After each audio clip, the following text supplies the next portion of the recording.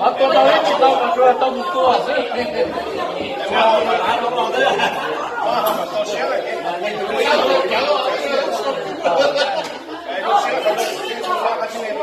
？OK。不好的是吗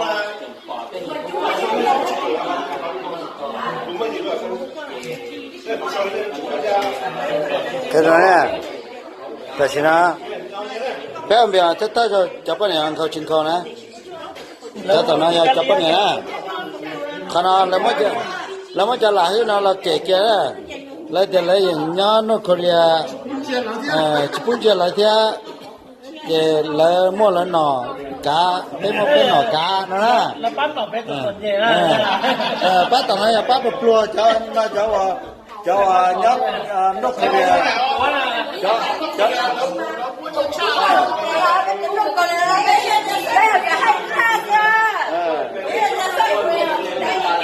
là muốn nguyên nhiên đó chứ mà là cho kẻ mà phá thế nè, tôi là nguyên nhiên đó chỉ cho kẻ phá mà.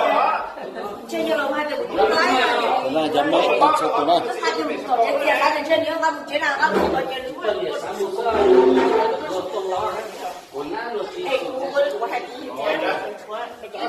Ồ, chắc rồi cả.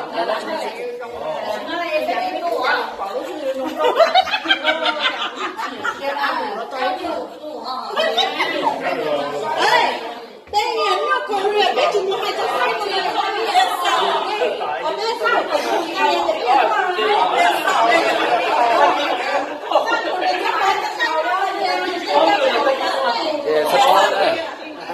Khi nào thì được thay thì to.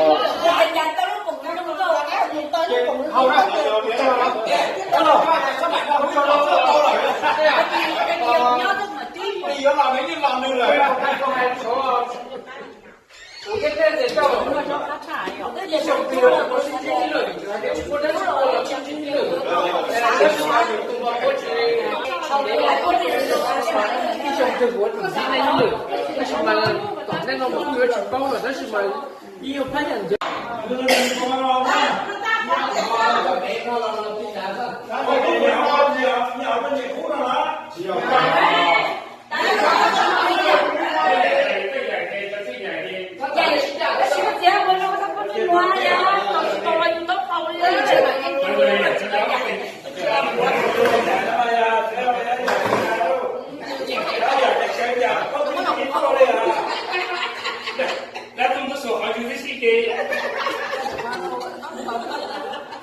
Ai nhảy quần đầu bất tích quá.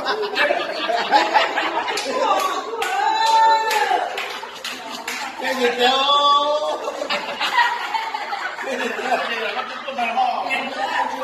Coi chạy tao nó dạy con đồ hồn nhá. Đây là gì đó? Rồi. Quá. Cái gì? Cái gì vậy chả? Nó có cái này. Tôi chạy con. Chả có gì thế nhỉ? Chạy tao thế này. Nó chạy cho mà sợ tôi chạy qua. Chạy rồi chạy. Đừng vào khu dưới nha. Có cái chạy mà cái chạy này. Giờ mình chỉ xoay này là rồi mình chỉ tiếp mà chúng nó nhảy ra kìa. Nó, cho nó. Chưa có, để sáng nhất coi chạy đấy, bây giờ chạy đấy, chạy đấy. Có chạy chỉ cần đấy, chạy cũng được, chạy được chạy được. Chạy cũng không có hết có chạy rồi đó. Anh nói chạy mà còn lên cũng chạy. Đó không như vậy. Cái đó là có bóng phá rồi cái khủng chết. Lúc này bao giờ, cái đó là chúng tôi xe.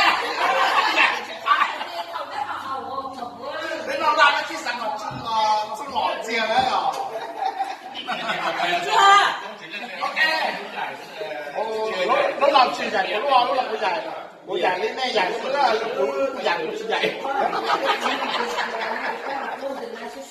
chị chua nè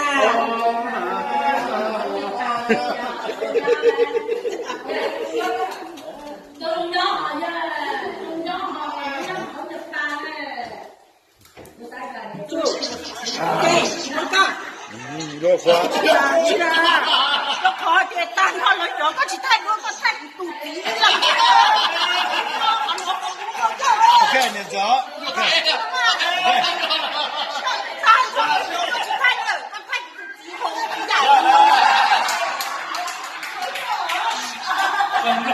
你这包两个太朴实了，这都大完蛋了。你那个不太啊，那个是呢，好大呀！但我那个是呢，大了，你好了。大，他开门个保持大了，干嘛两个都不行好了，好了不啊？但是我这年代的，年代的不太那个不听的。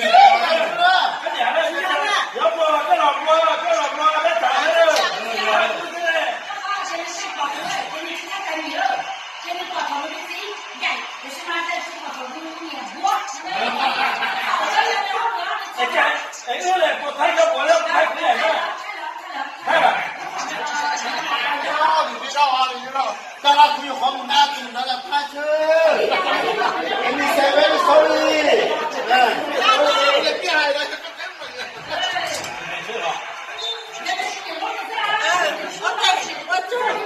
我中了，我背中了吧？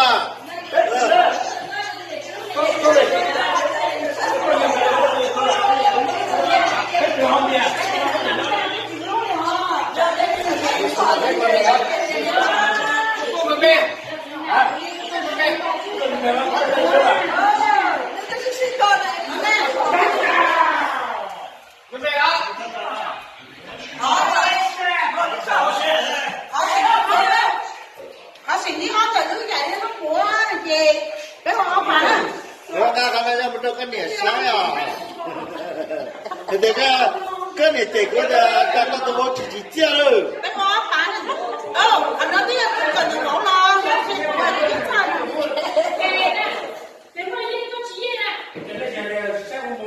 cái cái thôi thì mình nói bán bán á bán ý rồi bán ý rồi hả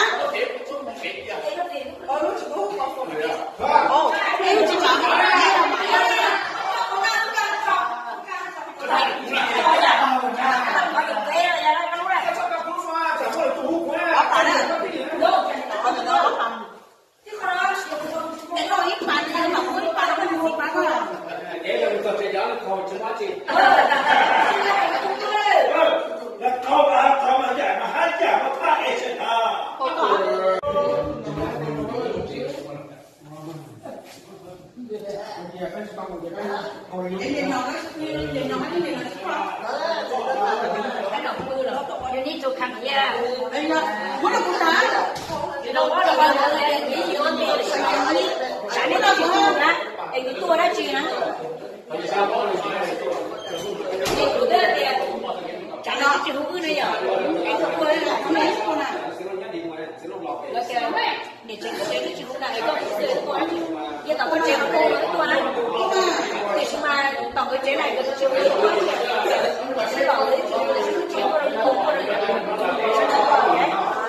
bây giờ nhau kia nó gì bây giờ nó là kìa cái con bỏ ra cho sao rồi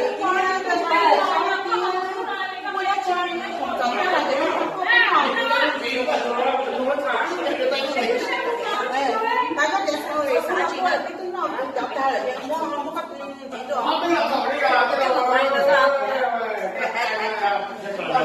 quá gì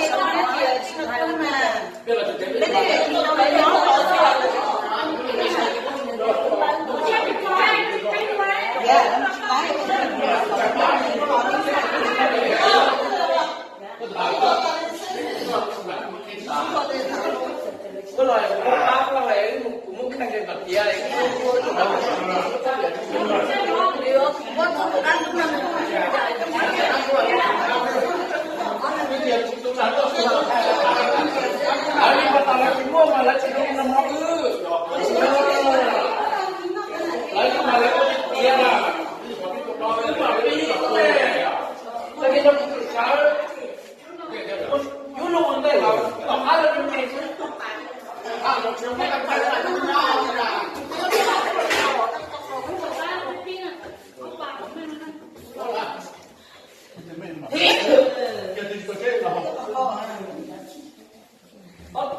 Như bác Kham.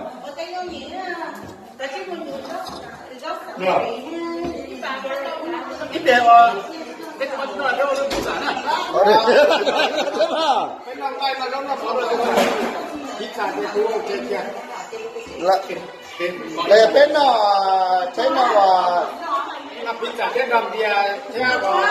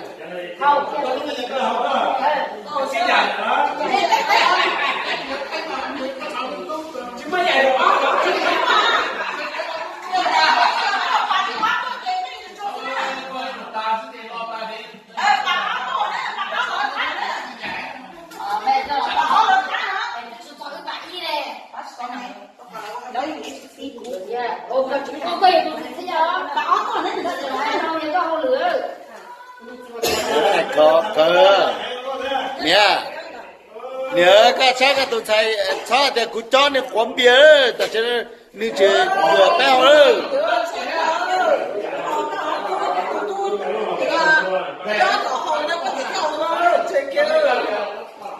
nhà này sao chạy đây này tụi bóc quán bia á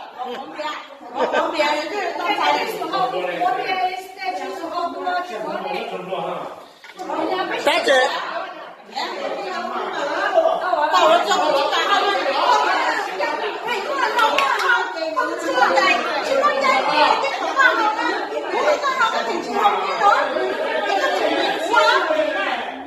cái này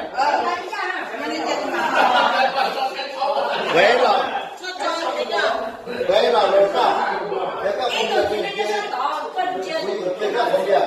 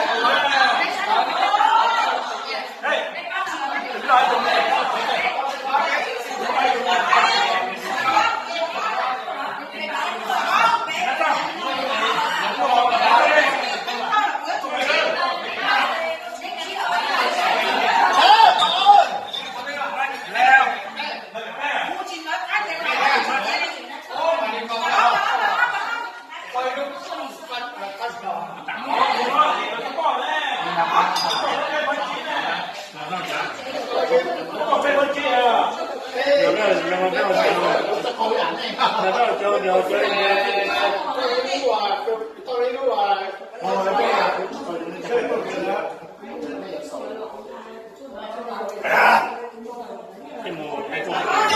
ý chứ Ủa nó tôi có bắt bà chưa Ủa bà nữa không?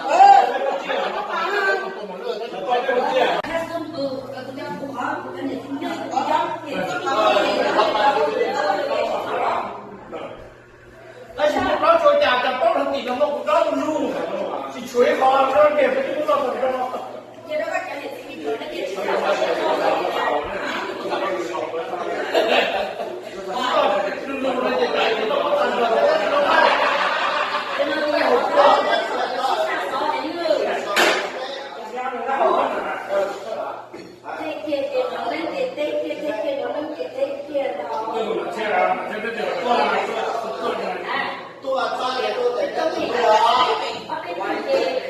Đúng rồi, đúng rồi, kiểu đó mà cực chỉ là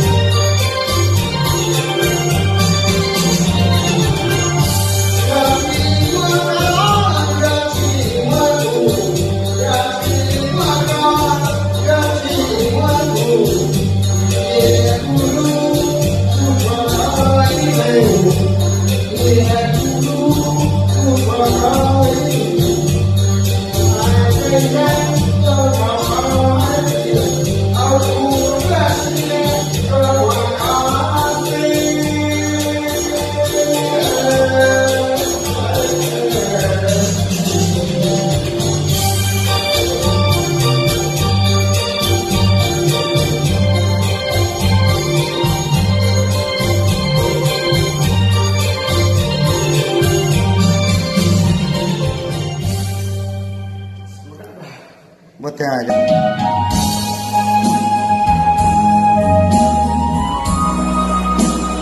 sao đi nè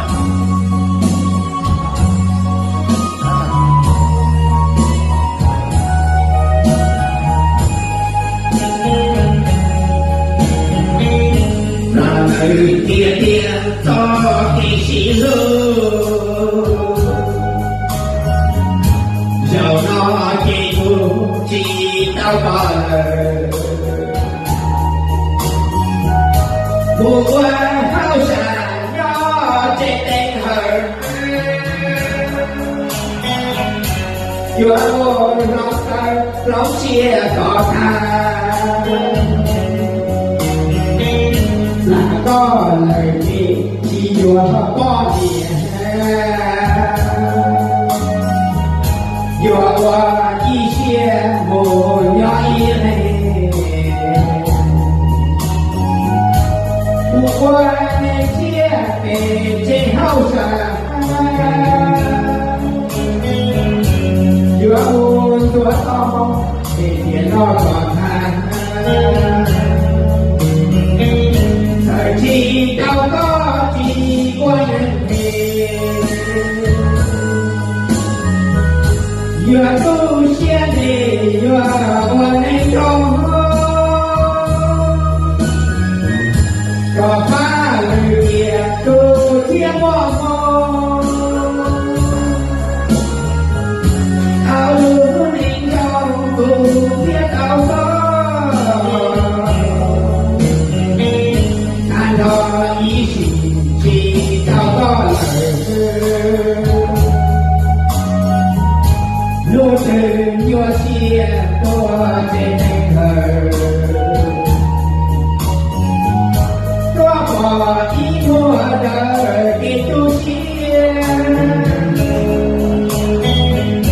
tua sai tua xia tu nên thành lưu có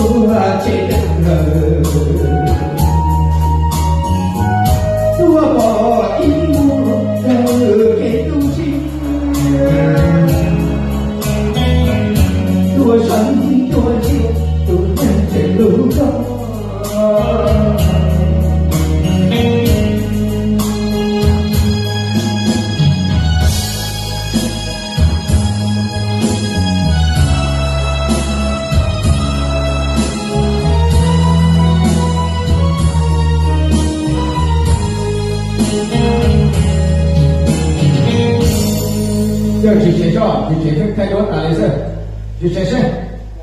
Hãy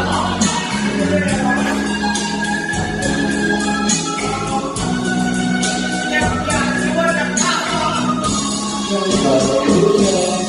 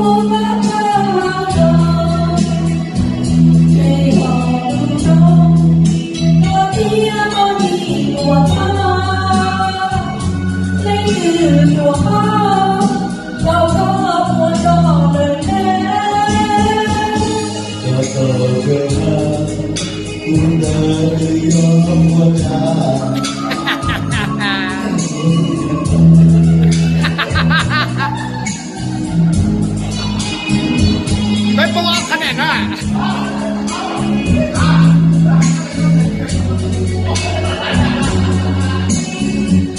เดี๋ยวคนหนานอนจะไม่ปลอกขนาด